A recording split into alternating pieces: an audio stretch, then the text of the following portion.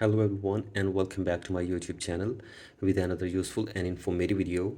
So guys, in this video I'm going to show you how to fix this password. Is too simple and can be easily guessed. So guys, if you are trying to set a password for your Apple ID or Apple device but you're facing this issue, here I will show you how can you fix it. So guys, basically this is not an issue. You can easily fix this by entering a good password or a strong password for your Apple ID.